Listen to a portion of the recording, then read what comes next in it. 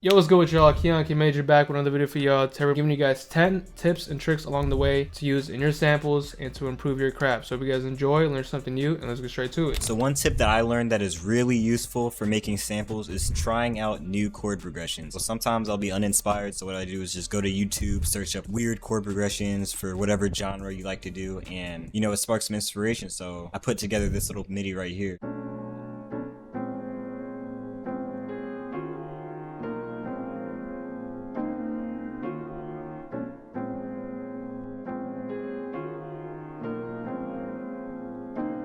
When you search up these chord progressions, it's a really easy way to come up with something that you haven't heard or made before. Like, I would have never came up with this if I didn't go search on YouTube for chord progressions just to spark some inspiration to get some crazy ideas.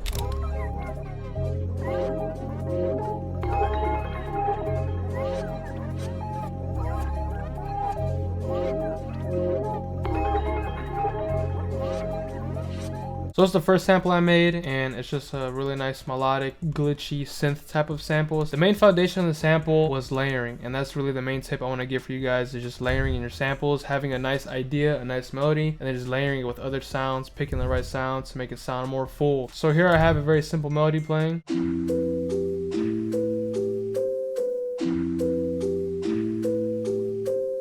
So very nice melody, and I duplicated this 3 times, choosing the right sounds to just layer on top. All the one shots I chose come from the Legacy one shot kit, and I chose the Cold Keys one shot, the Synth Club, and the Pad Elevator one shot, and these all complemented each other very well. I blended them all together just with a little bit of processing and just layered the same melody over and over, resulting in making it more full, and this is how it sounded.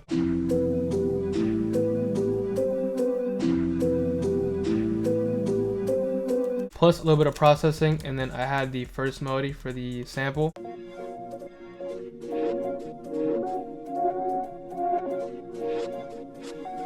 That's pretty much it for the first sample and the first tip. Just layering, taking your melodies and just duplicating them, choosing the right sounds, and just making everything sound a lot more full. So the next tip I use for my samples is taking a sample that I already finished and chopping it using Serato samples so I can come up with some new ideas and some new samples. So I got the original sample pulled up right here.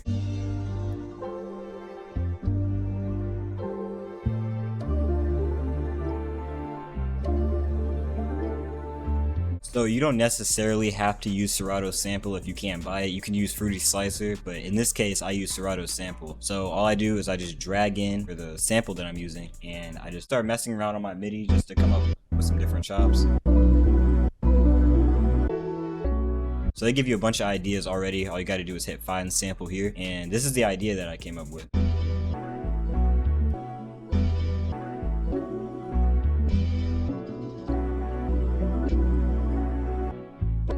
Crazy. You couldn't even tell that that was the same sample. Like, even when I pulled this up again, I didn't even know that this was the same sample. So crazy way to make different ideas. Taking melodies, taking samples that are even already complete, even finished, that you're satisfied with, going in, chopping it, flipping it into a whole new idea could help you spark something new and a whole new sample, which is what I did here. So here's a quick preview of how the sample sounds like.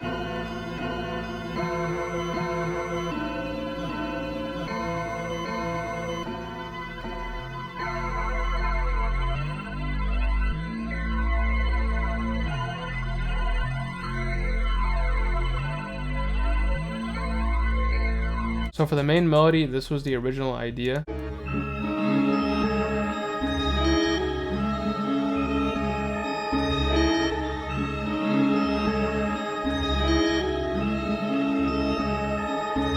For this, I ended up chopping it and then putting it through some processing. I have some growth speed on here, some reverb, and then just this EQ, just a tiny bit of processing to change it, chopping it, and then changing the pitch of it, which allowed me to come up with the whole new melody.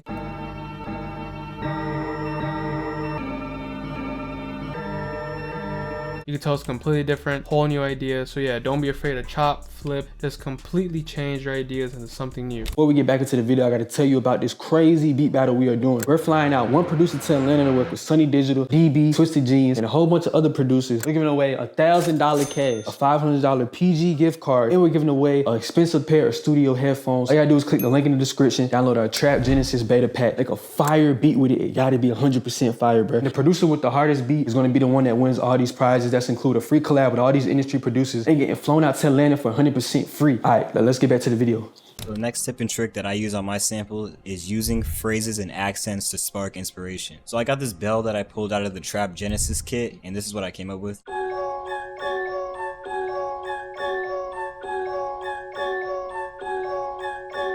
So that's pretty boring. So all I did was I went through some of the PG sounds in the Trap Genesis kit, and they got some crazy phrases up in here. So I got this phrase right here. Pulled out this texture. And then I just pulled out this last phrase from one of my own kits.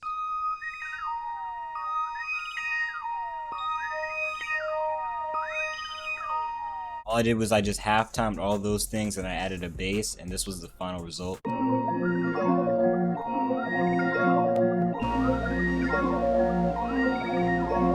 The next tip I have is to add switch ups, just something new to your samples, a different part than just the beginning. Now what I mean by that is basically you have your main idea for this sample, and then in the second half I have more elements come in.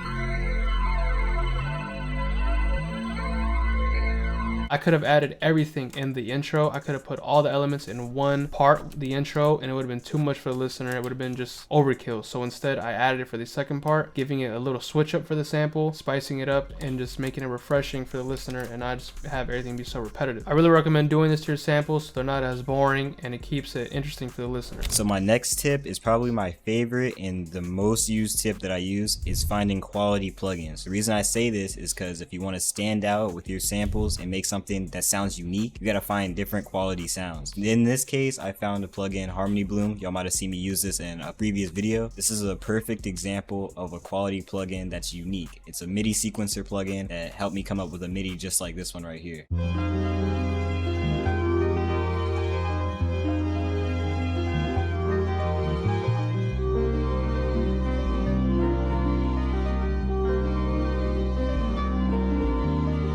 How fire that sample is. That is only 3 sounds, and the Harmony Bloom helped me play that MIDI. So it is very important that you find quality plugins to use for your samples.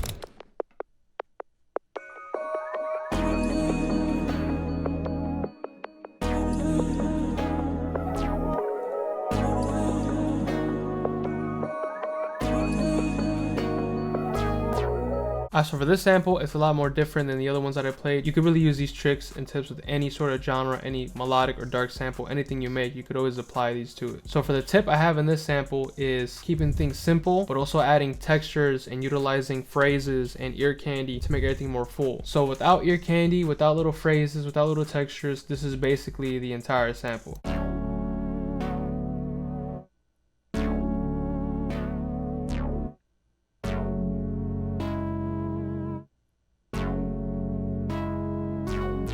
It's a nice idea, but you can tell it's still very, very simple, very, very dry, and clearly unfinished. But once you throw in all of these little textures, accents, vocals, percussion, all the little details, these really help fill in gaps and make your samples a lot more full and just blend everything together. And here's how the sample sounds with these now.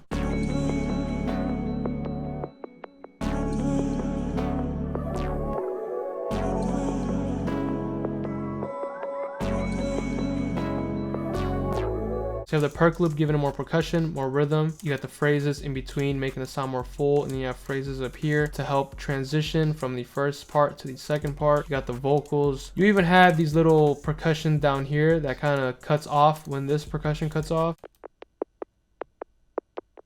It's such a small detail, you may not hear it, but it's something that with the full sample, you feel it. The more you add to your samples, the more full it's gonna sound, the more it's gonna help blend everything in. I just started with a very simple idea, but once you add all these little textures and phrases, everything sounds a lot more full and a lot more together. So my last tip for making crazy samples is adding switch ups for variation. So I got this intro of the loop right here.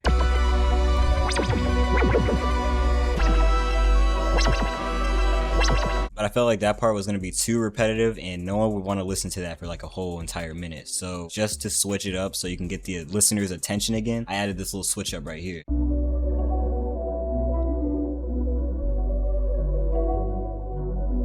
That sounds entirely different from the intro part y'all just heard, but it still has like that energy to keep the person listening. This is what the whole thing would sound like. And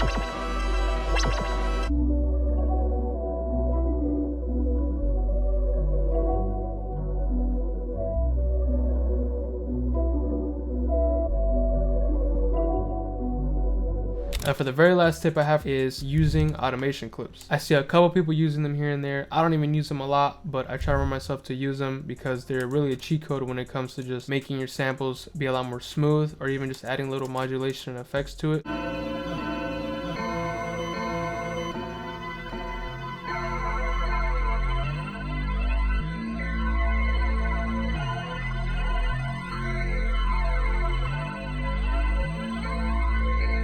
As you can see here, when I have the switch up coming in, I have two automation clips. I have the volume, more volume, and then a EQ. So all three of these is basically helping me take that original melody that I played for you guys and transitioning it into the new melody, which I have right here. Don't be afraid to use all these and automate really any effect you want. The pitch, the speed, the volume. There's unlimited possibilities of what you could do with automations and adding them in your samples. So that is me and Keymajor's 10 tips and tricks to making better samples as a sample maker. And if y'all like that video, make sure y'all drop a like, subscribe, and I'm gonna catch y'all in the next video. I want to go ahead and talk to you about a free pack that you could download. The link is going to be in the description, and it's called the Trap Genesis Beta Pack. This is a free pack that is over 3.5 gigs full of sounds, including melodies, drums, midis, drum loops, all types of stuff. So with that being said, make sure y'all go download that free kit.